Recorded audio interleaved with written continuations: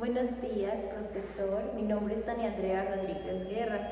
El día de hoy les voy a hablar sobre el tema de torsión, perteneciente a la materia de mecánica de materiales. Este tema es muy importante dentro de la ingeniería, ya que nos ayuda a comprender cómo reaccionan diferentes materiales o elementos mecánicos cuando son sometidos a fuerzas de giro. Aunque a veces no lo notemos, la torsión está presente en muchos objetos y sistemas que utilizamos diariamente, como los automóviles, motores, herramientas, bicicletas e incluso maquinaria industrial. Para comenzar, debemos entender qué es la torsión.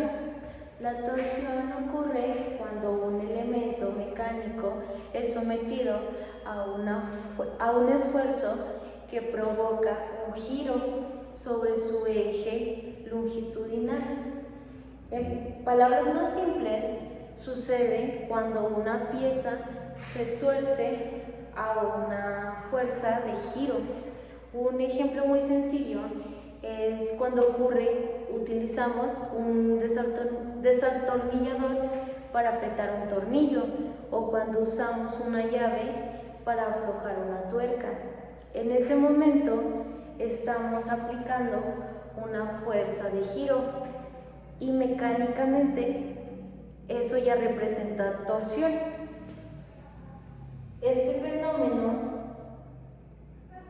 es muy importante porque muchos componentes mecánicos trabajan constantemente bajo este tipo de esfuerzo y también deben de ser diseñados para resistirlos y sin deformarse o romperse. Ahora bien, para comprender mejor la torsión es necesario hablar de un concepto muy importante llamado par torsor, también conocido como torque. El torque es la fuerza que produce el objeto cuando está en movimiento. Este se genera cuando aplicamos una fuerza a cierta distancia del eje de rotación. Por ejemplo, cuando una tuerca está muy apretada, normalmente utilizamos una llave más larga porque así podemos hacer menos esfuerzo. Esto sucede porque al aumentar la distancia desde donde aplicamos la fuerza, también aumenta el torque generado.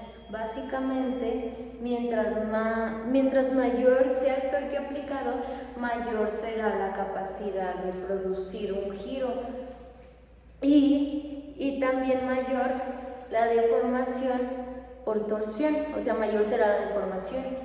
La fórmula del torque nos dice que depende de dos cosas: la fuerza aplicada y la distancia al eje de giro.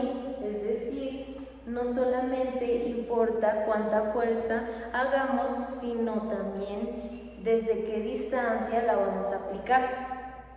Ahora bien, hablaremos sobre las barras prismáticas.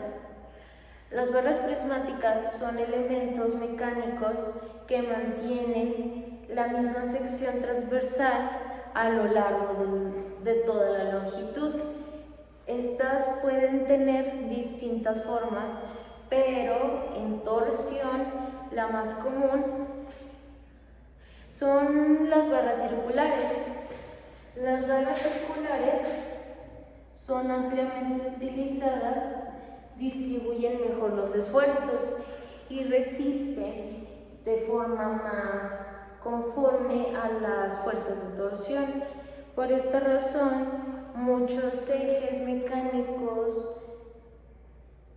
estos ejes mecánicos ya tienen menores riesgos de fallas o deformaciones excesivas.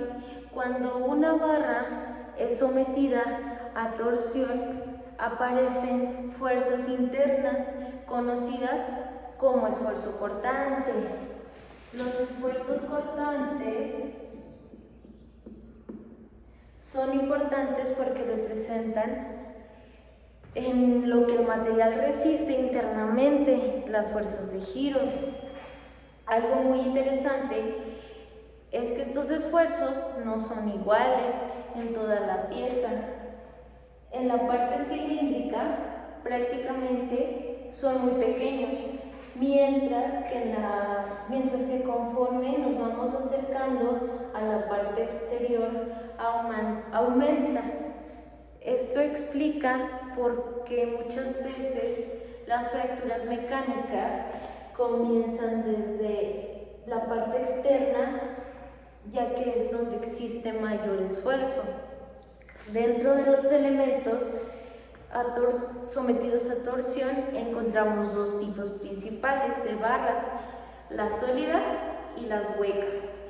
Las barras sólidas suelen soportar cargas mayores, sin embargo también tienen un peso más elevado. Por otro lado, las barras huecas tienen una ventaja, ya que estas reducen el peso sin perder demasiada resistencia. Por eso muchas industrias prefieren mejores las barras huecas, ya que estas se utilizan en automóviles, bicicletas, y estas ayudan a mejorar el rendimiento y mejoran el consumo de energía y es menor peso. Otro concepto muy importante dentro de este es el ángulo de torsión. El ángulo de torsión representa cuando llega a deformarse una barra cuando se le aplica un torque. Esta deformación depende de distintos factores, como por ejemplo la longitud del elemento, el material y la fuerza aplicada. Mientras más sea una barra o mayor sea el torque, mayor será la deformación producida.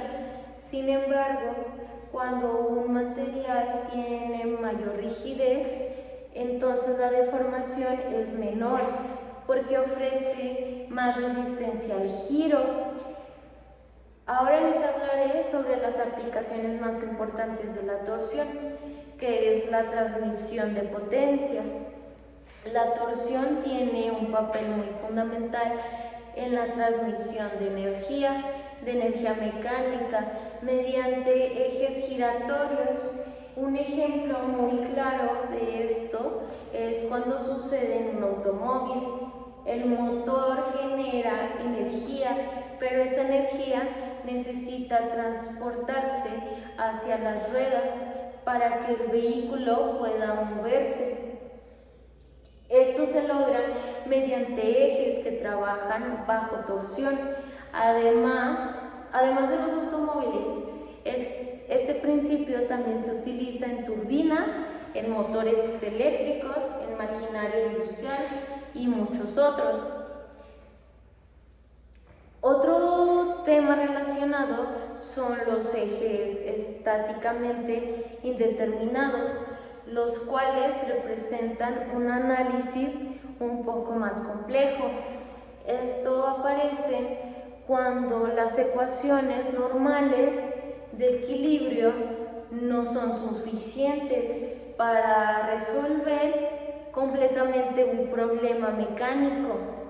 En este caso, también se debe analizar la deformación del material y cómo se distribuyen los esfuerzos dentro del sistema para obtener, finalmente podemos observar la torsión en situaciones muy cotidianas. Por ejemplo, cuando utilizamos una llave para aflojar una tuerca, estamos aplicando una fuerza que genera torque, produciendo un movimiento de giro. Mientras más largo sea el mango de la llave, menor esfuerzo vamos a necesitar porque el torque va a ser mayor. Este principio, aunque parece simple, es exactamente el mismo que se aplica el mismo en sistemas industriales, que son más complicados.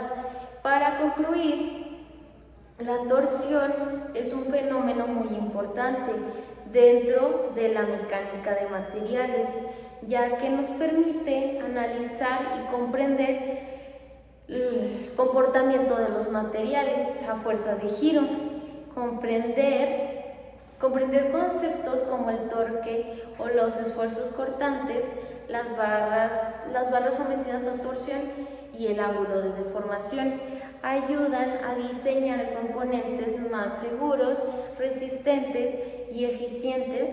Además, es un tema con muchas aplicaciones reales dentro de la ingeniería, ya que estos se encuentran presentes en automóviles, motores, herramientas y distintos sistemas mecánicos que utilizamos todos los días. Esto sería todo y muchas gracias por su atención. Bye.